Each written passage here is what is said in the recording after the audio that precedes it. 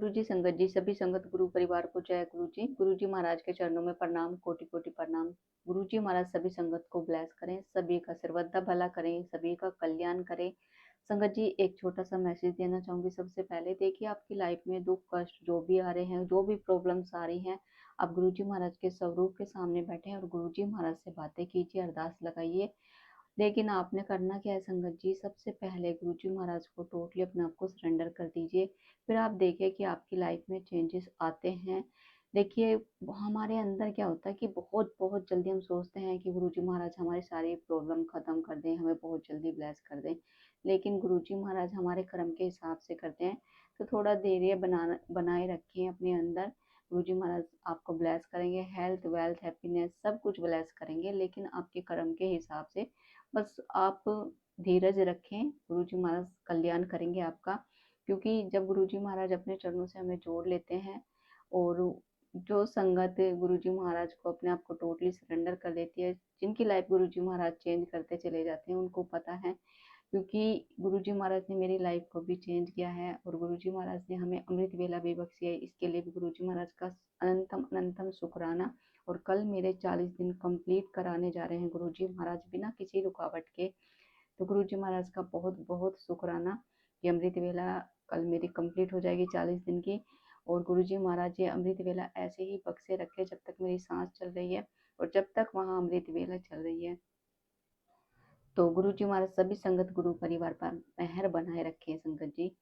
तो संगत जी, आपने किसी को अपने सत्संग शेयर करने हैं, आपकी लाइफ में गुरु जी महाराज ने क्या चेंजेस लाए हैं, तो सत्संग रिकॉर्ड करके आप प्यारा सा अपना भेज सकते हैं। नंबर है 9540011776 संगत जी।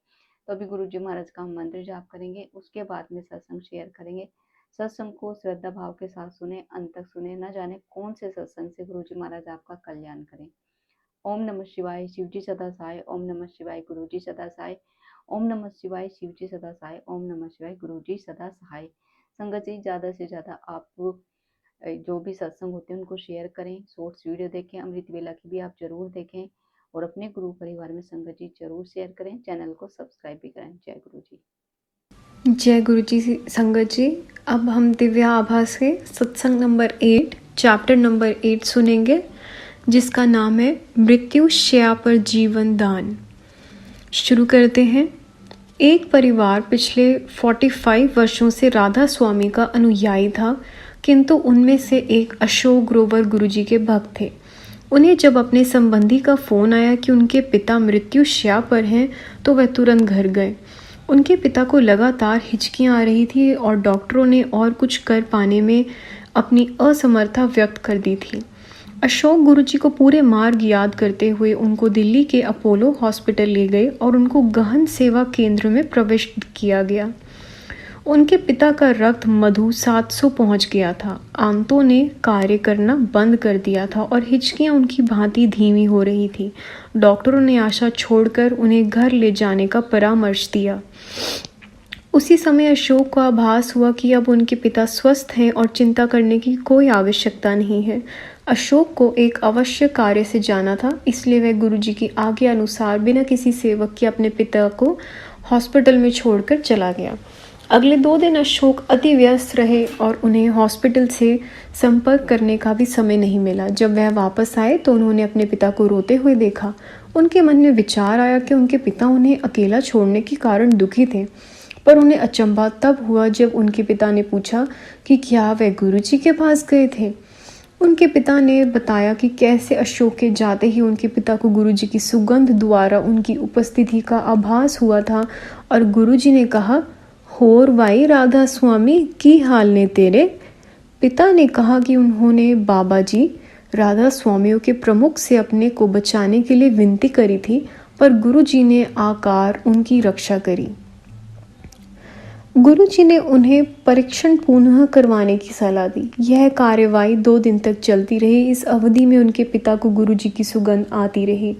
परिणाम आने पर चिकित्सकों को विश्वास नहीं हुआ और अपनी पद्धतियों पर संदेह होने लगा। उनके अनुसार उनके पिता को कोई रोग नहीं था। उन्होंने एक इंसुलिन इंजेक्शन की सलाह दी, पर अशोक के पिता ने मना करते हुए कहा कि अब उन्हें औषधियों पर विश्वास नहीं रहा और अब सबसे बड़े चिकित्सक गुरुजी के परामर्श से ही उपचार कराएंगे। एक सप्ताह पश्चात अशोक के पिता गुरुजी के पास गए तो गुरुजी ने वही शब्द दोहराए, होर वाई राधा स्वामिया की हाल ने तेरे।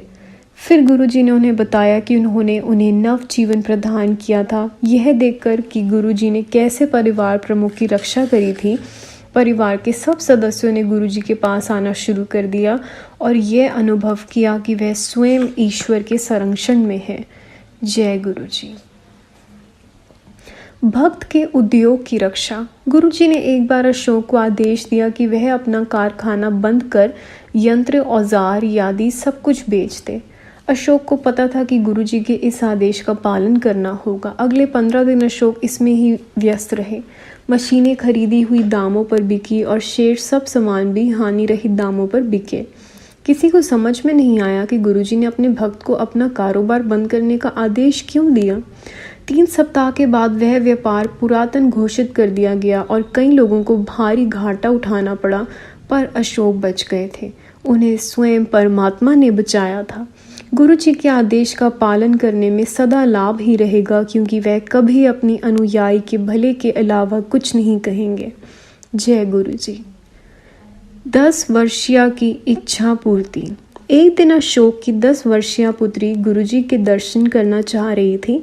अशोक खुद बड़े मंदिर के आयोजन में व्यस्त था। उन्होंने एक भक्त से अपनी बेटी को बड़े मंदिर लाने का निवेदन किया। वह बड़े मंदिर आई, पर एम्पायर स्टेट जाने का हट करती रही। उसे वहां ले जाने वाला कोई नहीं मिला। पूरी रात वह रो रोकर गुरुजी से उनके दर्शन के लिए प्रार्थना करती रही। अगले दिन सुबह सब चकित रह गए जब गुरुजी स्वयं बड़े मंदिर पहुंच गए। जब अशोक ने उनको बताया कि उनकी बेटी रात को उन्हें याद कर रही थी, गुरुजी मुस्कुराकर बोले कि इसी कारण वे उससे मिलने वहां आए हैं। गुरुजी की दया से उनकी बेटी अपनी कक्षा में प्रथम आई और तब से सदा एक प्रतिभाशाली बच्ची रही है। अशोक ग्रोवर, दिल्ली द्वारा कथित। सत्संग की समाप्ति होती है। जय गुरुजी। शुक्राना गुरुजी।